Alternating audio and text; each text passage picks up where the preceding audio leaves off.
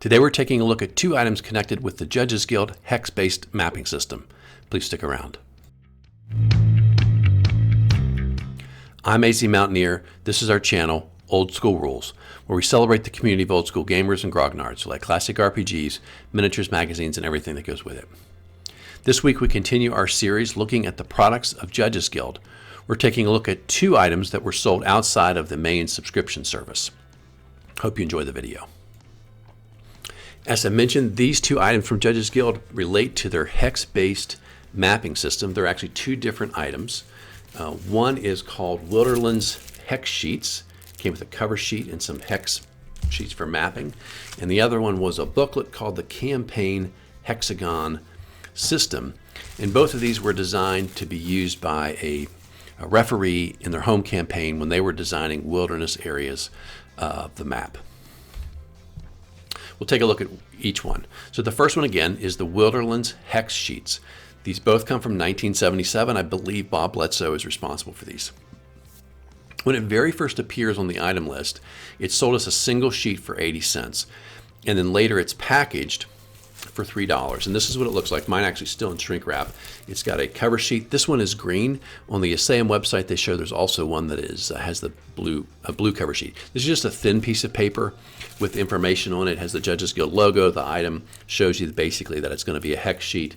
It tells you it's designed so you can map out your own home campaigns, and then the price is there, $3. And so inside of this, there are 4 17 by 22 blank pieces of this heavy stock paper that you could use like this, and it's completely blank, just has the edges on it, and each little hex is numbered so that you could make a list in your home campaign of what's in each of those. And it's double-sided, so you can draw maps on both sides of that.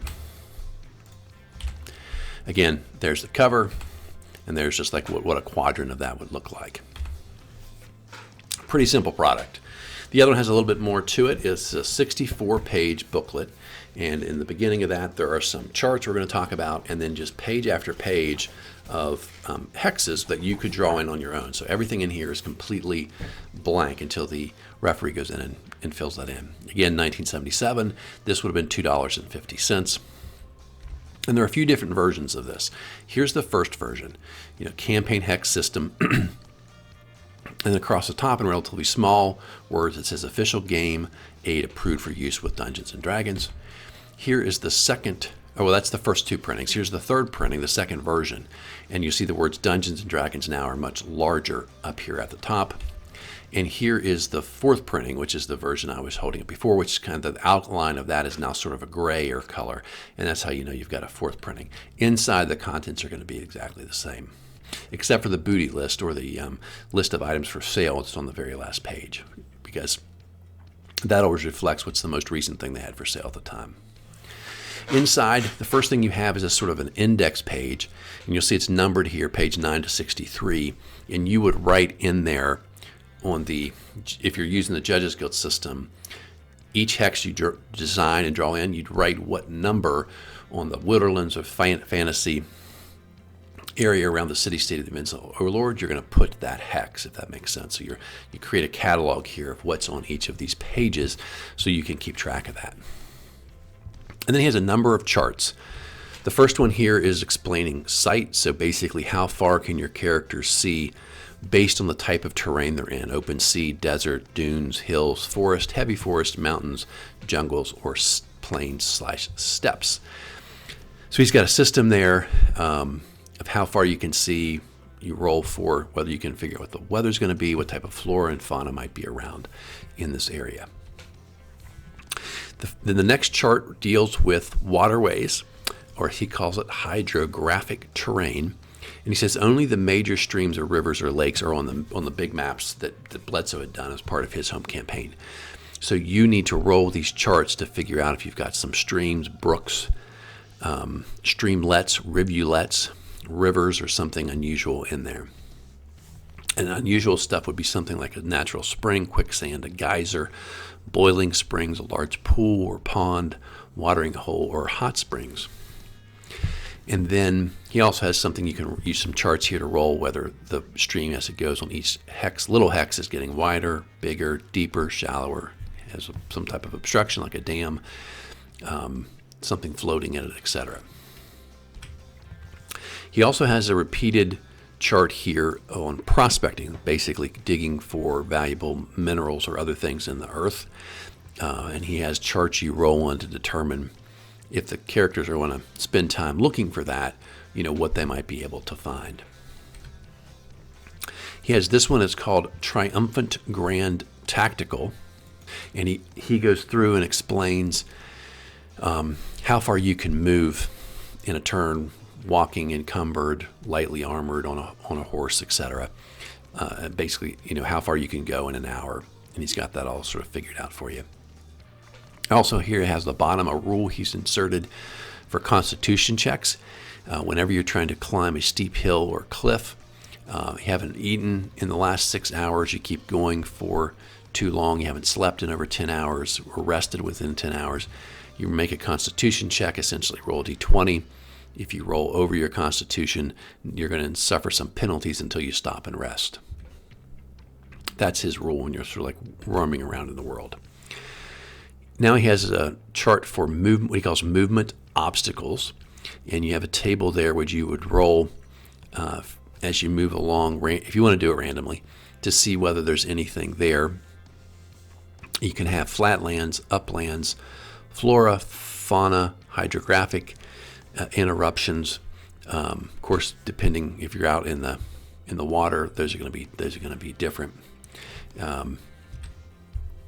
And then the other thing he has here is a chart based on where you are to roll different type of things that you find as an obstruction. So lowlands, uplands, flatlands, and you roll a d20 for each of those. And there's different things you could encounter on the map: dips, sinkholes, excavations, watercourses, a dingle, a dale, a dell, a basin, a bottom, a glen, a vale, a hollow, a valley, gorge, defile, cleft, crater, chasm, or canyon. He has you roll for the width and the depth, and in some of those, then you come down here to the bottom, and there's a second chart. So like if there's an excavation, is it a trench, a ditch, a pit, a hole, a well, a mine, a reservoir, a terraform, or a cistern? Same thing for elevations, crests, and then there's a second group of things here for ridges, dingles, cliffs, watercourses, and traps, if that's what you would roll as something that was there, as well as passages, constructs, enclosures, swamp, or grasslands. And again, he loves charts, right? And so every one of these, you can roll one thing and roll another and roll another, and it's sort of like will fill out the map for you if you want it to. Then when it comes to flora and fauna, he's got this chart called weeds, flowers, vegetables, herbs, and molds. And based on the type of climate you're in, you would roll a d20. It would give you a random response of what type of thing you're finding, including in some cases these charts that are called look for the unusual or look for the rare. And then he's got this chart for unusual vegetables. He's got regular vegetables. If you get a 20, you look on the unusual vegetables. He's got regular herbs. If you roll a 20, you go to the unusual herbs. And then he's got a list of different types of mold. And then finally, he's got charts for your trees. And then based on the type of climate you're in, you got a d20 and you roll down there and you just randomly populate the type of trees that your characters are coming across. So again, the guy loves charts. And then finally, we have this random fauna. These are your animals. And again, you've got different types of climate, humid, subtropical, arid, desert, tundra, wet, marine, highlands. And so you roll on there a d20 based on the area, and then it'll randomly give you some type of animal. And it could include birds, and then there's separate charts you go to for birds.